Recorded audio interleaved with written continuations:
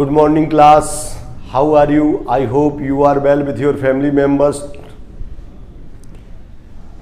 Last day I taught you the concept of equivalent weight और equivalent mass.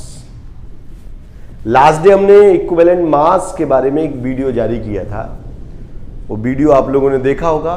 उसमें equivalent weight की definition, जिसे equivalent weight कहते हैं उसी को इक्विवेलेंट मास भी कहते हैं, उसका डेफिनेशन उसमें आपको शो किया गया था. एक बार मैं इस वीडियो के माध्यम से फिर से इक्विवेलेंट वेट पर डिस्कस कर रहा हूं, लेकिन इस वीडियो में थोड़ा और डिटेल में स्टडी किया गया है इक्विवेलेंट मास के बारे में, कैसे कैलकुलेट करते हैं इक्विवेलेंट मास. और ये वीडियो 2 या 3 पार्ट में होगा, तो इनको आप देखें और इनसे सीखने का प्रयास करें. तो first of all we discuss about the definition of equivalent weight और इक्विवेलेंट मास. सबसे पहले हम तुल्यांकी भार या तुल्यांकी द्रव्यमान कहें उसकी डेफिनेशन को क्लियर करते हैं. हम लोग जानते हैं तुल्यांकी द्रव्यमान को हम लोग ई से प्रदर्शित करते हैं. ई का मतलब होता है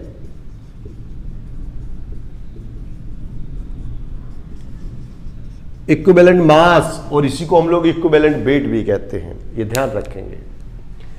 अब किसी एलिमेंट का जो इक्विवेलेंट वेट होता है वो ये बताता है कि उस एलिमेंट का इतने ग्राम दूसरे एलिमेंट के इतने ग्राम से रिएक्ट करेगा, उसके इक्वल होगा. डेफिनेशन में बताया गया है that amount of an element which reacts with H 1.008 part, O 8.0 part and chlorine Cl 35.5 part. तो बेटे ये जो है इक्विवेलेंट मास की एक संक्षेप, ये शॉर्ट डेफिनेशन है कि इसमें बताया गया है कि that amount of an element which react with 1.008 part of hydrogen, 8.0 part of oxygen और 35.5 पार्ट ऑफ क्लोरीन और displaces such amount refers to its equivalent mass और इक्विवेलेंट वेट. तो ये डेफिनेशन है. हम लोग हिंदी में कहेंगे किसी तत्व का तुल्यांकी भार वह मात्रा है जो हाइड्रोजन के एक भाग भी कह देते. कहीं लिखा होगा 1.008 है तो सीधा हमने कह दिया हाइड्रोजन के एक भाग से, ऑक्सीजन के 8 भाग से और क्लोरीन के 35.5 भाग से जो संयोग कर सके वो इक्विवेलेंट मास है. और इसके लिए बेटे हम लोगों ने फॉर्मूले पिछली बार बताए थे. इक्विवेलेंट मास के बारे में क्या फॉर्मूले होते हैं वो हमने बताए थे. किसी एलिमेंट या किसी तत्व का तुल्यांकी द्रव्यमान कैसे पता करते हैं, तुल्यांकी भार या इक्विवेलेंट मास कैसे पता करते हैं. तो इक्विवेलेंट मास के लिए कई सारे फॉर्मूले हैं, तो हम उनको सबसे पहले डिस्कस करेंगे. डेफिनेशन मैंने लास्ट वीडियो में आपको पहुंचा दी थी. क्या डेफिनेशन होती है ध्यान रखेंगे. तो किसी एलिमेंट का जो इक्विवेलेंट मास होता है वह अमाउंट होता है जो हाइड्रोजन के 1 पार्ट से, ऑक्सीजन के 8.0 पार्ट से और क्लोरीन के 35.5 पार्ट से रिएक्ट करता है. उसे कहते हैं इक्विवेलेंट मास, इक्विवेलेंट वेट या फिर तुल्यांकी भार कहते हैं. तो चलिए अब हम तुल्यांकी भार को कैसे निकालते हैं, किसी एलिमेंट का तुल्यांकी भार या एनी इक्विवेलेंट वेट कैसे डिस्कस करेंगे.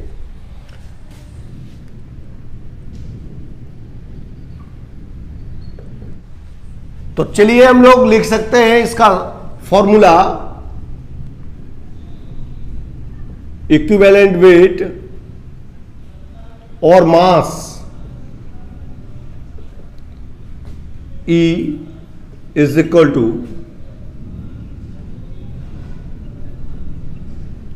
atomic mass upon valency, atomic mass upon valency. अगर हम इसको हिंदी में लिखें तो तुल्यांकी भार, जिसे तुल्यांकी द्रव्यमान भी कह सकते हैं, परमाणु भार बटे संयोजकता।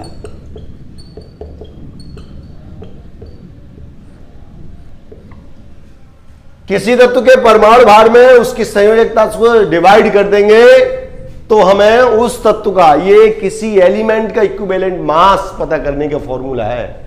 तुल्यांकी भार E होता है, इक्विवेलेंट मास बोलते हैं।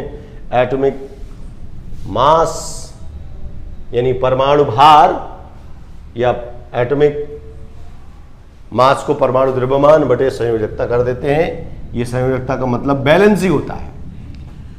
तो चलिए इसको हम लोग फॉर्मूले के रूप में दे दिए। अब हम लोग किसी एसिड का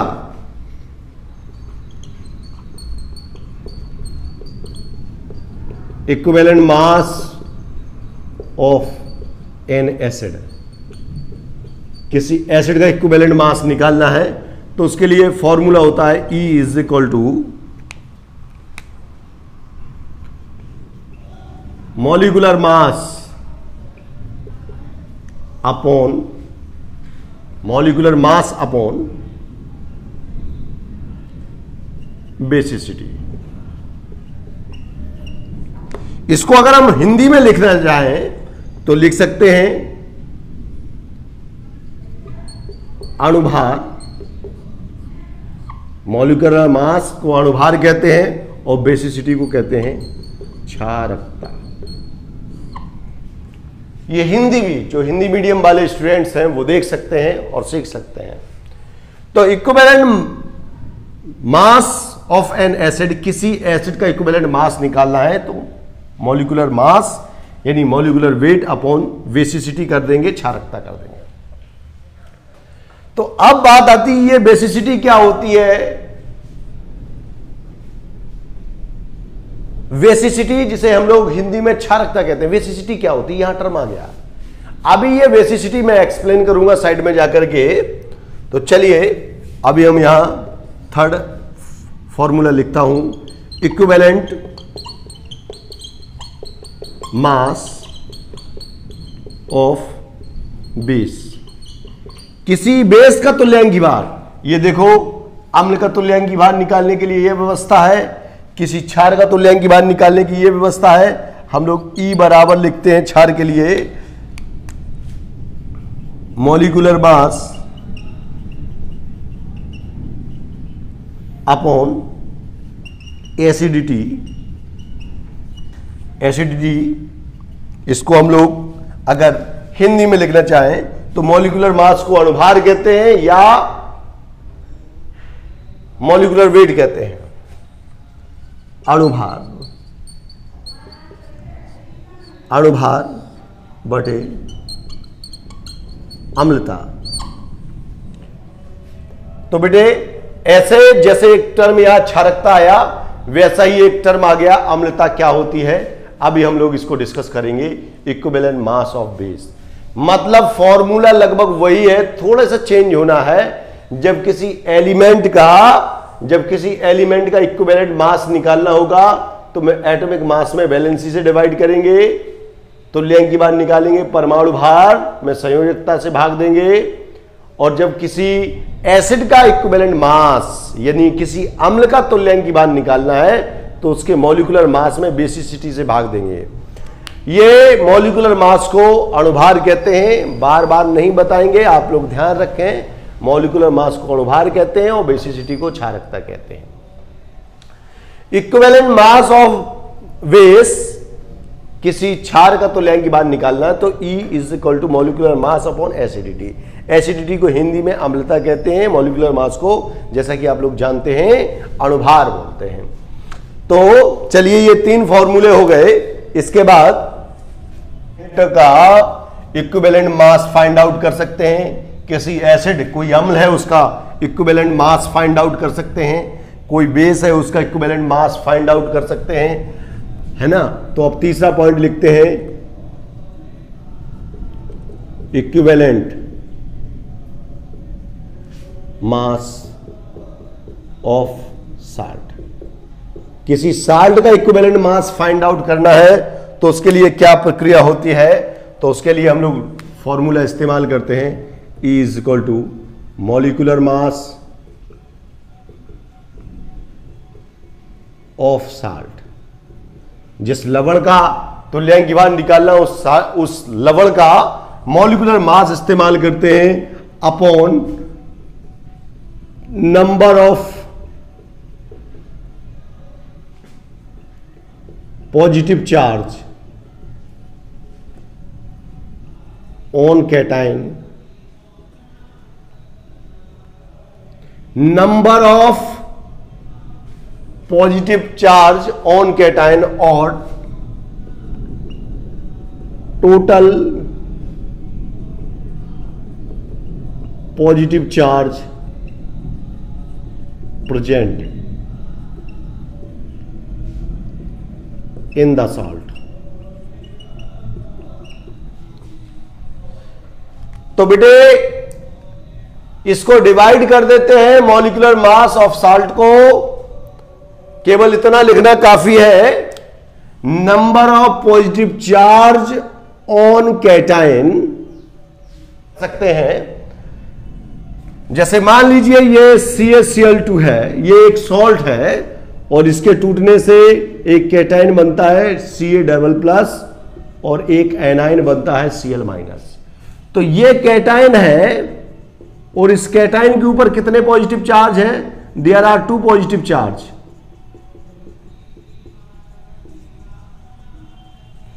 ये 2 पॉजिटिव चार्ज है तो इसके मॉलिक्यूलर मास के लिए मॉलिक्यूलर मास को 2 से डिवाइड किया जाएगा।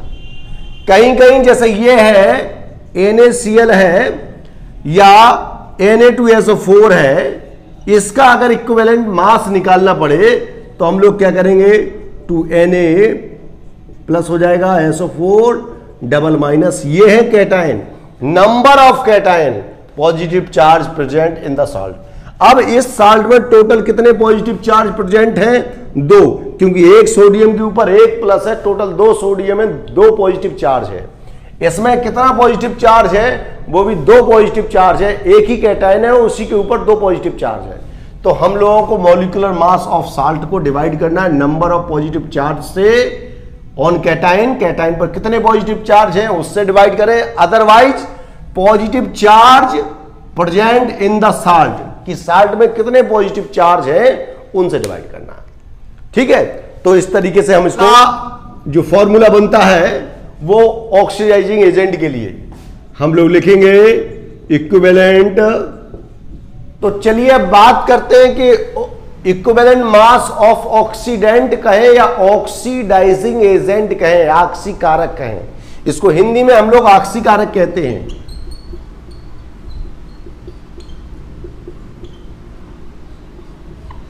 आक्सीकारक का तुल्यांकी भार पता करना है तो क्या करना है, आक्सीकारक का तुल्यांकी भार पता करना है तो उसके लिए E इज इक्वल टू हो जाएगा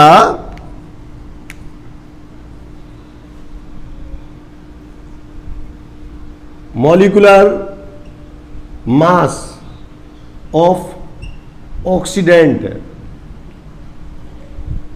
molecular mass of oxidant upon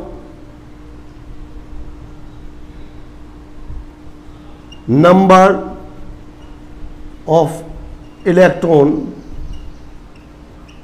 gained by oxidant. Number of electron gained bye oxidant मतलब किसी आक्सीकारक के द्वारा कितने इलेक्ट्रॉन ग्रहण किए गए हैं। अगर इसको हिंदी में लिखें तो लिखेंगे आक्सीकारक का अणुभार बटे आक्सीकारक द्वारा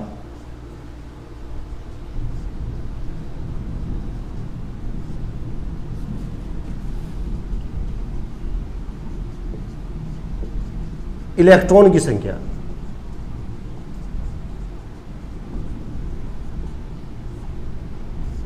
ये बेटा इसको हम लोग हिंदी के मीडियम में लिख सकते हैं।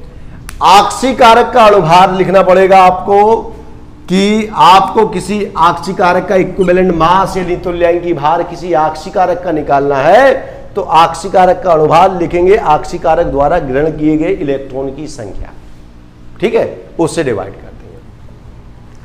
जैसे किसी आक्सीकारक का तुल्यांकी भार फाइंड आउट करते हैं वैसे ही अपचायक, आक्सीकारक को इंग्लिश में ऑक्सीडेंट कहते हैं और अपचायक होता है जिसको हम लोग रिडक्टेंट कहते हैं। रिडक्टेंट कहें या रिड्यूसिंग एजेंट कहें एक ही बात है। तो चलिए इसको नोट कर लीजिए आप, आक्सीकारक का अणुभार बटे आक्सीकारक द्वारा ग्रहण किए इलेक्ट्रॉन की संख्या, मतलब आक्सीकारक का अणुभार। कुल मिलाकर के आप देखें कि किसी भार से, मास से, कभी हम वैलेंसी से डिवाइड करवाते हैं, कभी हम बेसिसिटी से डिवाइड करवाते हैं, कभी अम्लता यानी एसिडिटी से डिवाइड करवाते हैं, कभी number of positive charge on cation या नंबर ऑफ कैटायन से डिवाइड करवाते हैं, और कभी हम लोग नंबर ऑफ इलेक्ट्रॉन से डिवाइड करवाते हैं जो कोई ऑक्सीडेंट मॉलिक्यूल गेन करता है, ग्रहण करता है। Number of electron gained bye oxidant molecule, oxidant ने कितने इलेक्ट्रॉन गेन किए हैं उससे डिवाइड, आक्सीकारक का अणुभार बटे आक्सीकारक द्वारा ग्रहण किए गए इलेक्ट्रॉन की संख्या। तो बेटे चलिए ये 5वां पॉइंट हो गया, यहां तक नोट कर लीजिए। अभी मैं इसको मिटा रहा हूं, फिर इसके बाद मैं डिस्कस करता हूं। Now next 6th one is equivalent mass of reductant।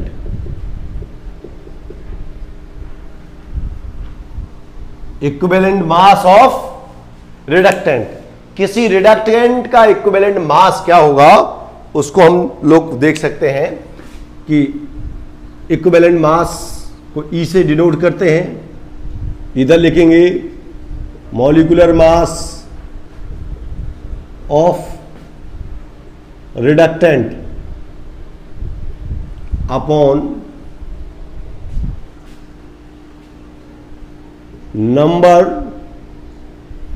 Of electron lost by the reductant molecule. अगर हम इसको हिंदी में कर दें तो तुल्यांकी भार यानी तुल्यांकी द्रव्यमान E बराबर हो जाएगा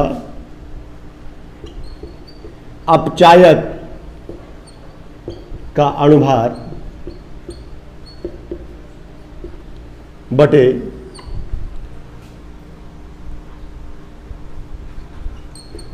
अपचायक द्वारा त्याग किए इलेक्ट्रॉन की संख्या।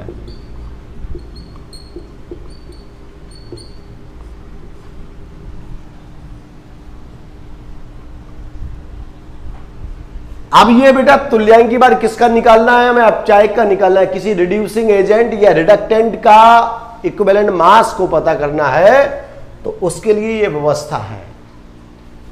ई से डिनोट करते हैं इक्विवेलेंट वेट किसी का भी हो, ऊपर मॉलिक्यूलर मास रखेंगे रिडक्टेंट का, मॉलिक्यूलर मास को अपचायक का अणुभार कहेंगे, number of electron lost by the reductant molecule, कि रिडक्टेंट मॉलिक्यूल यानी अपचायक अणु के द्वारा कितने इलेक्ट्रॉन त्याग किए गए हैं, खोए गए हैं। पिछले वाले फॉर्मूले में पॉइंट नंबर 5 पे हमने किसी आक्सीकारक का तुल्यांकी भार फाइंड आउट कर रहे थे, वहां हमने लिखा था number of electron gained by the oxidising agent या और ऑक्सीडेंट, कि आक्सीकारक जो मॉलिक्यूल होता है वो इलेक्ट्रॉन ग्रहण करता है, अपचायक मॉलिक्यूल जो अपचायक का मॉलिक्यूल होता है वो इलेक्ट्रॉन लॉस्ट करता है। खोज करने के लिए छोड़ रखे थे। फर्स्ट ऑफ ऑल देखते हैं वैलेंसी क्या होती है। एटॉमिक मास के बारे में सब लोग जानते हैं, कार्बन का 12 होता है, सोडियम का 23 होता है। एटॉमिक मास की बात कर रहा हूं मैं, एटॉमिक मास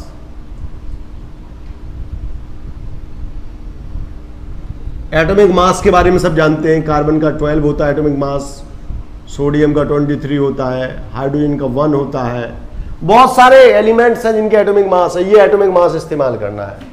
मैग्नीशियम का 24 होता है, कैल्शियम का 40 होता है, क्लोरीन का एटॉमिक मास 35.5 होता है, ये सब के एटॉमिक मास हैं, इसमें तो कोई प्रॉब्लम नहीं। एटॉमिक मास क्या होते हैं? परमाणु भार बोलते हैं, परमाणु भार या परमाणु द्रव्यमान, एटॉमिक मास, ठीक है। तो चलिए, और इसकी डेफिनेशन भी बता दिया था लास्ट वीडियो में, मैंने बताया था किसी एलिमेंट का जो एटॉमिक मास होता है वो एक ऐसा नंबर होता है जो एक्सप्रेस करता है कि उस एलिमेंट का एक एटम कार्बन 12 के 1/12 पार्ट से हाउ मेनी टाइम हैवियर है, हाउ मेनी टाइम्स हैवियर है, कितने गुना भारी है कार्बन 12 के 1/12 भाग से, इसको एक्सप्रेस करता, तो इसमें कोई प्रॉब्लम है नहीं। अब दूसरी चीज आ रही है वो वैलेंसी, दूसरा हिस्सा है वो है वैलेंसी। ये वैलेंसी क्या होती है भाई, इसको समझने का प्रयास करें भाई। वैलेंसी देखो, वैलेंसी जो है किसी एटम के द्वारा बॉन्ड बनाने के नेचर से तय होता है। अगर वो एक बॉन्ड बनाता है तो वैलेंसी 1 होती है, अगर वो एटम 2 या 3 बॉन्ड बनाता है तो वैलेंसी 2 या 3 हो जाएगी। डिपेंड करता है उसमें बॉन्डिंग का नेचर कितना है। बॉन्डिंग नेचर सिंगल है तो सिंगल वैलेंसी होगी, बॉन्डिंग नेचर डबल है, डबल वैलेंसी। जैसे हम कह सकते हैं सोडियम है, सोडियम के ऊपर एक इलेक्ट्रॉन, एक पॉजिटिव चार्ज आता है क्योंकि एक इलेक्ट्रॉन खोता है, तो इसके लिए वैलेंसी की वैल्यू क्या होगी? 1 होगी। कैल्शियम 2 इलेक्ट्रॉन खोता है और 2 बॉन्ड फॉर्मेशन में भाग लेता है तो उसकी वैलेंसी 2 हो जाएगी। एल्यूमिनियम के ऊपर 3 पॉजिटिव चार्ज आते हैं क्योंकि ये 3 बॉन्ड बनाने में 3 बॉन्ड फॉर्मेशन में भाग लेता है तो इसकी वैलेंसी 3 हो जाएगी। वैलेंसी का मतलब होता है संयोजकता। वैलेंसी हिंदी मीडियम वाले स्टूडेंट ध्यान रखेंगे, वैलेंसी को ही संयोजकता कहते हैं। सोडियम के ऊपर एक पॉजिटिव चार्ज आता है, एक बॉन्ड फॉर्मेट करता है तो वैलेंसी 1 हो गई। कैल्शियम की वैलेंसी 2 हो गई, एल्यूमिनियम की 3 हो गई। तो ये सब क्या होती है? वैलेंसी होती है। हाइड्रोजन की वैलेंसी 1 होती है क्योंकि ये एक कोवैलेंट बॉन्ड बनाता है। कार्बन 4 वैलेंसी शो करता है, सल्फर मेनली 2 वैलेंसी शो करता है, ठीक है। जो कॉमन वैलेंसी होती है उसके बारे में हमने बता दिया आपको। ये कुछ इनमें से एलिमेंट्स ऐसे हैं जिनकी वैलेंसी एक से ज्यादा टाइप की हो सकती है, लेकिन अपन लोगों को वो वैलेंसी इस्तेमाल करना है जो मोस्टली कॉमन है, सर्वाधिक पाई जाने वाली है, और कोई विशेष केस है उसके लिए अलग बात है, ठीक है बेटे। तो ये वैलेंसी का कंसेप्ट क्लियर हो गया। तो पहला वाला जो फॉर्मूला हमने लगाया एटॉमिक मास अपॉन वैलेंसी, तो एटॉमिक मास क्या चीज होती है वो हमने बता दिया आपको, वैलेंसी क्या चीज होती है वो क्लियर हो गया। तो ये वाला पहला इक्वेशन क्लियर हो गया। अब हम बात करते हैं दूसरे equivalent mass of an acid. तो बेटे दूसरे फॉर्मूले को हम देख रहे हैं, उसमें लिखा हुआ है मॉलिक्यूलर मास। मॉलिक्यूलर मास क्या होता है भैया? देखो एक चीज लिखा हुआ है मॉलिक्यूलर मास, और उसके पैरेलल में लिखा हुआ है बेसिसिटी।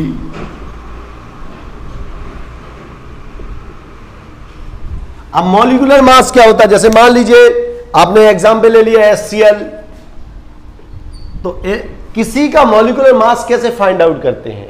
मॉलिक्यूलर मास जो है उस मॉलिक्यूल में जो भी एटम अवेलेबल होते हैं या प्रेजेंट होते हैं उनके एटॉमिक मास का टोटल होता है। तो अगर HCl का मॉलिक्यूलर मास कैलकुलेट करना है, फाइंड आउट करना है, तो कुछ नहीं, सिंपल H का एटॉमिक वेट रख देंगे और Cl का एटॉमिक वेट रख देंगे। H का एटॉमिक वेट कितना होता है? 1 होता है, अभी बताया था। Cl का एटॉमिक वेट कितना होता है? 35.5 होता है, जिसे एटॉमिक वेट कहें, एटॉमिक मास कहें। टोटल कितना हो जाएगा? 36.5। तो लिख सकते हैं हम लोग molecular mass of HCl is 36.5। बताइए कितना सरल है। अब आप उनको निकालना है, H2O का मॉलिक्यूलर मास निकालना है, तो एक H, एक और H, एक ऑक्सीजन है, बहुत सिंपल सा है। इसका एटॉमिक मास कितना होता है? 1। दूसरे हाइड्रोजन का भी 1, ऑक्सीजन का 16 होता है, 16। तो कितना हो जाएगा बेटा? 18। तो लिख सकते हैं हम लोग molecular mass of H2O will be 18। चलिए ये हो गया। अब हमें किसी और का मॉलिक्यूलर मास निकालना, सपोज दैट इथेनॉल का निकालना है। इथेनॉल एथिल अल्कोहल बोलते हैं, C2H5OH इसका फॉर्मूला होता है। तो अब C2H5OH 2 कार्बन है, 5 हाइड्रोजन है, 1 ऑक्सीजन है और बेटे 1 हाइड्रोजन है। देखो बेटे 2 कार्बन शो हो रहे हैं, 2 इंटू सी कर दिया, 5 हाइड्रोजन है 5 इंटू सी कर दिया, 5 इंटू एच कर दिया, 1 ऑक्सीजन है 1 इंटू ऑक्सीजन कर दिया।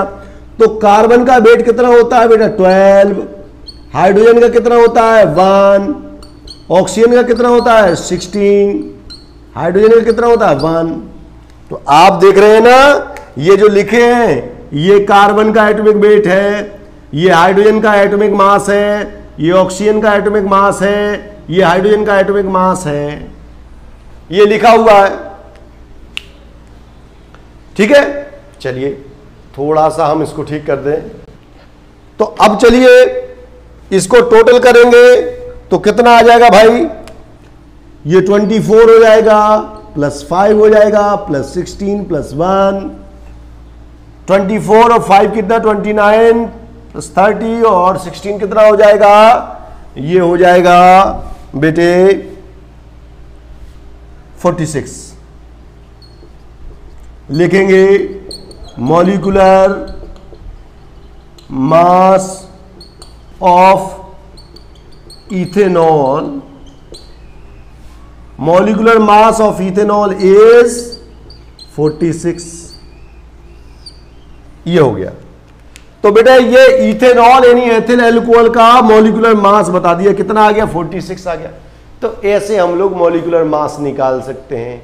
अमोनिया का निकाल लेंगे 17 आ जाएगा, NaOH का निकाल सकते हैं। देखो NaOH बहुत ही बार पूछा जा सकता है, NaOH का मॉलिक्यूलर मास निकालेंगे तो एक Na है, एक ऑक्सीजन है, एक हाइड्रोजन है, सोडियम का 23, ऑक्सीजन 16, 1 हाइड्रोजन, ये कितना हो गया 23 और 1 24 और 16 कितना हो गया 40। तो हम लोग लिख सकते हैं molecular mass of sodium hydroxide is 40। ये मॉलिक्यूलर मास किसका हो गया बेटा NaOH का। ये सोडियम का एटॉमिक मास रख दिया, ये ऑक्सीजन का एटॉमिक मास रख दिया, ये हाइड्रोजन का एटॉमिक मास रख दिया और सबका टोटल कर दिया। बताइए कोई परेशानी इसमें? बिल्कुल परेशानी नहीं, बहुत सिंपल है, बिल्कुल बच्चों वाले प्रश्न है, क्वेश्चन है। लेकिन इनको पता होना जरूरी है क्योंकि जिस चीज पे हम लोग काम करने जा रहे हैं वहां ये आपको पग पग पर स्टेप स्टेप पर आपको ये डिस्टर्ब करेंगे। तो ये चीजें हमें पता होना बहुत जरूरी है। पिछले वीडियो में हमने बहुत सारी बातें बताई थी लेकिन ये बेसिक कंसेप्ट नहीं पहुंचा था आप तक, इसलिए इसके लिए मुझे एक दूसरा वीडियो बनाना पड़ा। तो चलिए अब ये हम लोग मॉलिक्यूलर मास क्लियर हो गए कि मॉलिक्यूलर मास को कैसे क्लियर करते हैं, कैसे मॉलिक्यूलर मास नहीं दिया जाएगा आपको, एटॉमिक वेट एटॉमिक मास पता होने चाहिए। नहीं पता है, हो सकता है किसी क्वेश्चन में एग्जाम में दे दिया जाए लेकिन गारंटी नहीं होती कि वो आएगा ही, तो हमको याद भी रखने चाहिए। ये बेसिक है, इनको आप लोग नोट करें अपनी नोटबुक में और तैयार करें। चलिए तो अब बेटे मॉलिक्यूलर मास क्लियर हो गया। अब दूसरा टर्म है वेसिसिटी। वेसिसिटी क्या चीज होती है, इसको थोड़ा मिटा देते हैं हम आवश्यकता भर। अब चलिए बेसिसिटी पर क्लियर करते हैं, वेसिसिटी क्या होती है। तो ये बेसिसिटी को हम लोग हिंदी में क्षारकता कहते हैं। इसको क्या कहते हैं, क्षारकता कहते हैं वेसिसिटी। ये एसिड की होती है, क्षारकता जो है किसी अम्ल की क्षारकता होती है, अम्ल की क्षारकता होती है और क्षार की अम्लता होती है, उल्टा रिश्ता होता है। वेसिसिटी मतलब क्षारकता होती है जो कि किसी अम्ल की होती है। अब क्षारकता क्या होती है, number of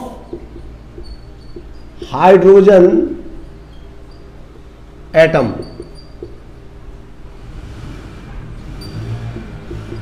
displaced from one molecule of acid. Number of hydrogen atom, अगर इसको हिंदी में लिख दें तो हाइड्रोजन परमाणुओं की संख्या जो एक अणु से डिस्प्लेस होती है, विस्थापित होती है। अम्ल के एक अणु से विस्थापित होने वाले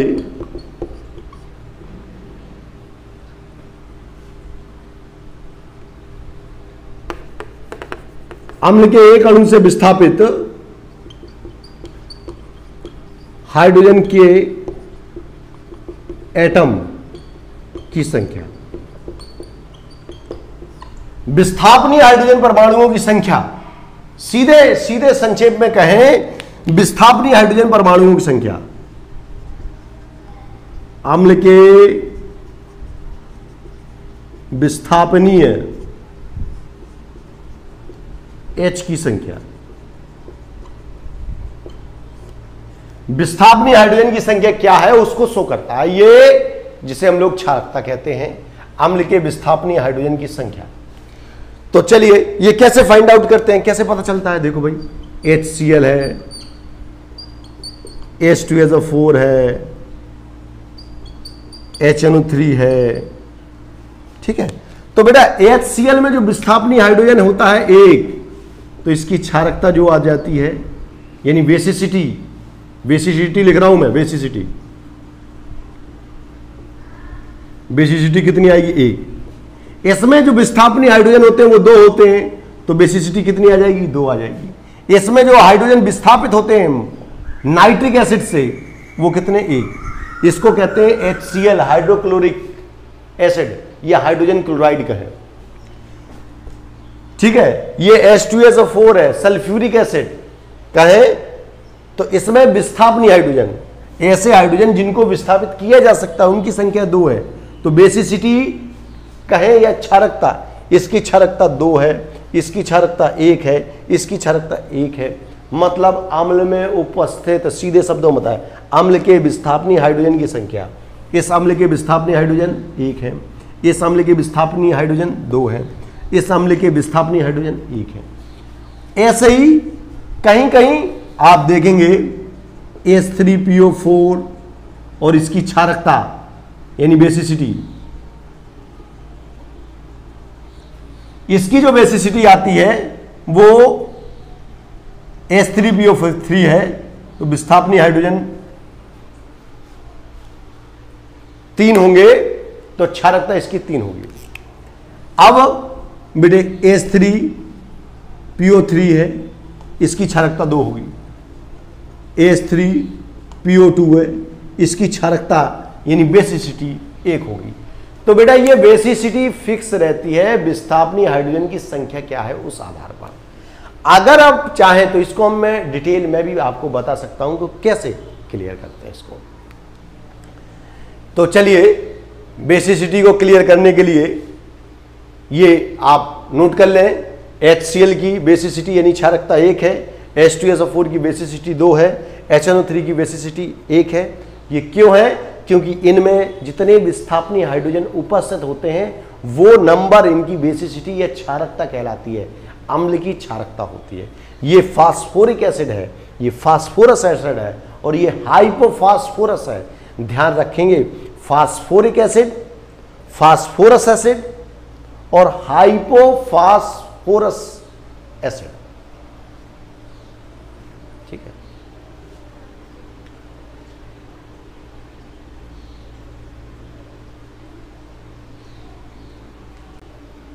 तो चलिए अब बेसिसिटी को और डिटेल में समझ लेते हैं हम लोग। बेसिसिटी को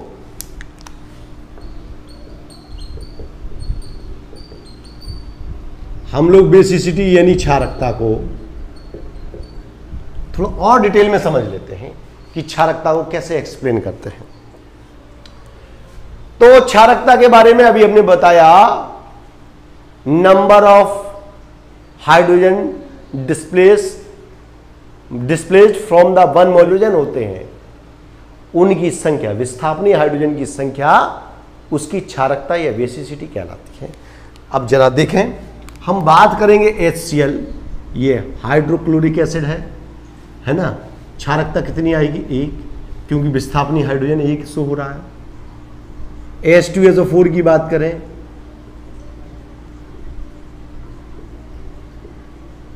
इसकी क्षारकता 2 आएगी। क्यों? इसमें जो विस्थापनी हाइड्रोजन है, जो भी विस्थापनी हाइड्रोजन है, इनकी संख्या, एक ये विस्थापनी है, ये डिस्प्लेसेबल है, और एक ये विस्थापनी है, ये दोनों विस्थापनी है, इसलिए क्षारकता 2 हो गई। अगर हम बात करें HNO3 की, ये HNO3 का मॉलिक्यूल है, और इसमें जो क्षारकता आती है वो 1 आती है। क्यों 1 आती है? क्योंकि इसमें विस्थापनी हाइड्रोजन कितना है बेटे? 1 है, 1 विस्थापनी हाइड्रोजन है, इसलिए ऐसा हो रहा है। तो बेटे ये तो इनके बारे में हो गई। अब यदि एक और लें मॉलिक्यूल, एसिटिक एसिड है, अगर हम लोग इसको स्टडी करें, देखें, ये एसिटिक एसिड है, तो इस एसिटिक एसिड में 4 एटम है hydrogen. There are 4 hydrogen atom present in this molecule. इस मॉलिक्यूल में 4 हाइड्रोजन एटम प्रेजेंट है, 1 2 3 4। There are 4 hydrogen atom present in this molecule, but only this hydrogen is displaceable or replaceable। इसको replace किया जा सकता है, और ये नॉन रिप्लेसेबल है, ये विस्थापित नहीं होते हैं, ये हटते नहीं हैं, ये फिक्स्ड है, और ये डिस्प्लेस्ड हो जाते हैं, विस्थापित हो जाते हैं। तो ये वाला जो एटम है, ये वाला एटम, ये विस्थापनीय होता है, डिस्प्लेसेबल है, तो इसके कारण हम इसकी जो बेसिसिटी होगी वो 1 लिखेंगे। क्यों लिखेंगे? भले ही इसमें हाइड्रोजन 4 है, लेकिन विस्थापनीय हाइड्रोजन 1 है। और हमने अभी डेफिनेशन में बताया था कि क्षारकता हाइड्रोजन की संख्या नहीं होती है, केवल विस्थापित होने वाले हाइड्रोजन परमाणुओं की संख्या होती है जो अम्ल में उपस्थित होते हैं। ठीक है, तो ये एसिटिक एसिड है, ये हाइड्रोक्लोरिक एसिड है, ये सल्फ्यूरिक एसिड है, ये नाइट्रिक एसिड है, ये एसिटिक एसिड है, जिसे इथेनोइक एसिड कहते हैं। और भी मॉलिक्यूल देख सकते हैं इसको मिटाने के बाद। Now next example is oxalic acid, COOH.2H2O। This is oxalic acid.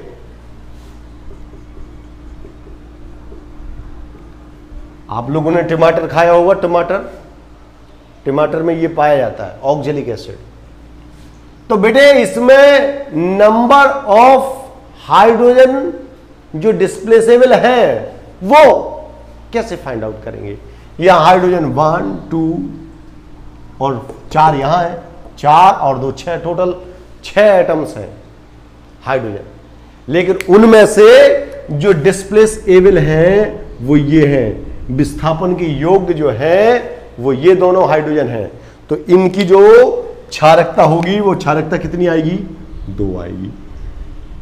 क्यों आएगी समझ लेते हैं कि ऐसे हाइड्रोजन विस्थापनी होते हैं, ऐसे हाइड्रोजन को विस्थापित किया जा सकता है जो या तो ऑक्सीजन के साथ बॉन्डेड हो या हाईली इलेक्ट्रोनेगेटिव एटम के साथ बॉन्डेड हो। हाइड्रोजन जो या तो ऑक्सीजन के साथ बॉन्डेड है या हाईली इलेक्ट्रोनेगेटिव एटम के साथ बॉन्डेड होते हैं, वो विस्थापनीय होते हैं। तो there are 2 hydrogen atoms present in this molecule which are displaced by any metal atom और आयन। ठीक है, तो ये मेटल एटम के द्वारा इनको विस्थापित किया जा सकता है, इसलिए यहां जो है इसकी बेसिसिटी कितनी होगी? 2 होगी। ऐसे ही हम लोग और देख सकते हैं, फास्फोरस के एसिड को ले सकते हैं, जैसे हम लोग AS3PO3 का एग्जाम्पल ले सकते हैं। पहले हम इसको AS3PO4 से समझें कि ये AS3PO4 है,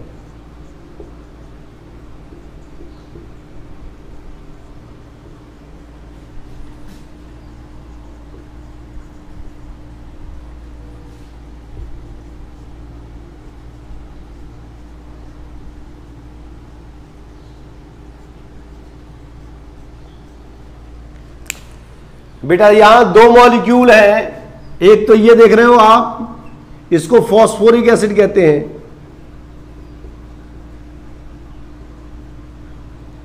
कहीं कहीं लिखा होगा सीधा ऑर्थोफॉस्फोरिक एसिड लिखा होता है, फॉस्फोरिक एसिड बोल दिया। अब ये वाला देखो हाइड्रोजन, ये विस्थापनीय है, ये वाला हाइड्रोजन विस्थापित हो जाएगा, ये वाला विस्थापित हो जाएगा। हम लोग बेसिसिटी लिखेंगे, basicity is equal to 3। Basicity यानी क्षारकता कितनी आ जाएगी, 3 आ जाएगी। इधर देखो इसमें ये वाला हाइड्रोजन विस्थापनीय नहीं है, ये वाला विस्थापित हो जाएगा, ये विस्थापित हो जाएगा, इसके लिए बेसिसिटी लिखेंगे, basicity will be 2 for the, इसके लिए ये कौन सा है, फॉस्फोरस एसिड है।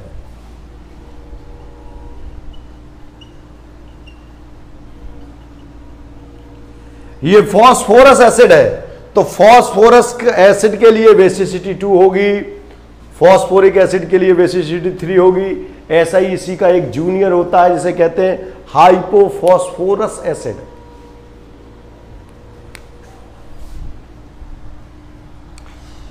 हाइपोफॉस्फोरस एसिड कहते हैं, उसमें भी बेसिसिटी इसी प्रकार से हम लोग फाइंड आउट कर सकते हैं। तो इसका चलिए, ये फॉस्फोरिक एसिड हो गया, ये फॉस्फोरस एसिड हो गया। इसी के बाद एक और होता है जिसे हम लोग कहते हैं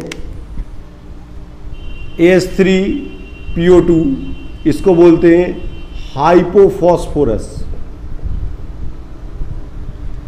हाइपोफॉस्फोरस एसिड। इसका जो स्ट्रक्चर है कुछ इस प्रकार से होता है।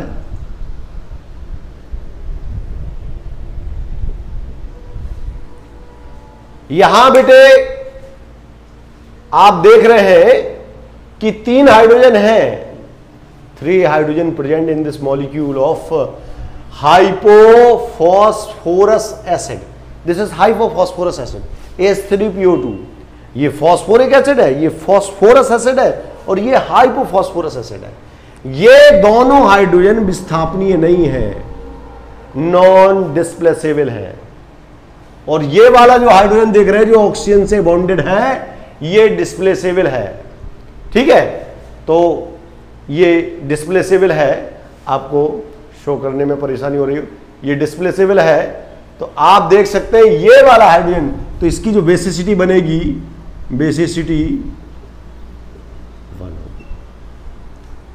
तो फॉस्फोरस के 3 एसिड अभी हमने आपको बताया, phosphoric acid basicity 3, phosphorous acid basicity 2, और हाइपोफॉस्फोरस एसिड और बेसिसिटी कितनी होगी, 1 होगी। चलिए, ये बेसिसिटी के बारे में सफिशिएंट हो गया, इसको तैयार करें। अच्छा, अब इसके बाद अगले फॉर्मूले में आते हैं, इक्विवेलेंट मास ऑफ बेस। किसी बेस का इक्विवेलेंट मास को डिटरमाइन करने के लिए मॉलिक्यूलर मास इस्तेमाल होता है। इसको तो हम लोग जानते हैं मॉलिक्यूलर मास क्या होता है, लेकिन एसिडिटी क्या होती, अम्लता क्या होती, इसको हम लोग डिस्कस कर लेते हैं। तो इसको डिस्कस करने के लिए पहले हम इसको इरेज कर देंगे, मिटा देंगे। चलिए,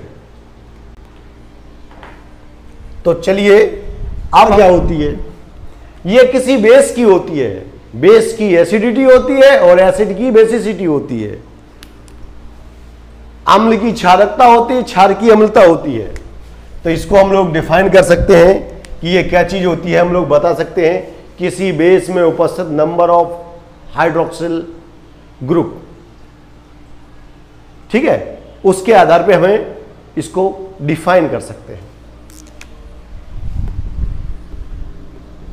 number of OH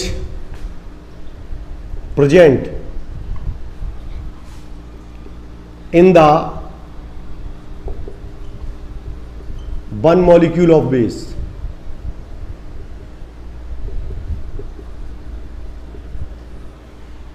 Number of OH present in the one molecule of base, मतलब बेस के एक मॉलिक्यूल में उपस्थित OH समूह की संख्या। बेस के एक अणु में उपस्थित OH समूह की संख्या।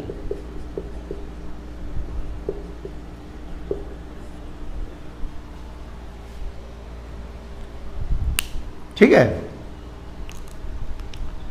ये एसिडिटी होती है। फॉर एग्जाम्पल हम लोग देख सकते हैं NaOH कितना होता है, इसमें OH 1 होता है, तो अम्लता इसकी कितनी आ जाएगी, अम्लता जिसे हम लोग इंग्लिश में एसिडिटी कहते हैं, एसिडिटी कितनी हो जाएगी 1। KOH एसिडिटी कितनी हो जाएगी 1। CaOH का होल ट्वाइस एसिडिटी 2। AlOH का होल थ्राइस एसिडिटी 3। तो ये इन सबकी एसिडिटी आ जाएगी। ठीक है, तो एसिडिटी हम लोग कैलकुलेट कर सकते हैं इस तरीके से। किसी बेस में कितने OH हैं, एक OH एसिडिटी 1, यहां भी एक OH एसिडिटी 1, यहां 2 OH ग्रुप, यहां एसिडिटी 2, यहां 3 OH ग्रुप एसिडिटी 3 हो गई। तो वही लिखा है number of OH present in the one molecule of base. Base के एक मॉलिक्यूल में कितने OH प्रेजेंट हैं, उनके आधार पर एसिडिटी यानी अम्लता का कैलकुलेशन किया जाता है। तो बेटा ये सब ये हो गए। इसके बाद बेटे नया टॉपिक हम ले लेते हैं। एक अगला फॉर्मूला बताया था, किसी साल्ट का इक्विवेलेंट मास को कैसे कैलकुलेट करते हैं। तो उसके लिए मॉलिक्यूलर मास इस्तेमाल करते हैं। नंबर ऑफ कैटाइन के बारे में हमने अभी जिक्र कर दिया था, इस्तेमाल करेंगे। चलिए, इसके बाद अगले वीडियो लेक्चर में हम आपको किसी ऑक्सीडाइजिंग एजेंट और रिड्यूसिंग एजेंट के बारे में डिस्कस करेंगे कि उसका जो है इक्विवेलेंट मास कैसे फाइंड आउट किया जाता है। चलिए, तो इसके बाद इसको तैयार करिए। जो क्वेश्चन आपको ना आए हमसे जूम पे आके पूछ सकते हैं, व्हाट्सएप ग्रुप में भी पूछ सकते हैं। एसिडिटी की डेफिनेशन हमने बता दिया है, इसको तैयार करें। उम्मीद है आपको ये वीडियो पसंद आया होगा। मिलते हैं अगले वीडियो में। धन्यवाद।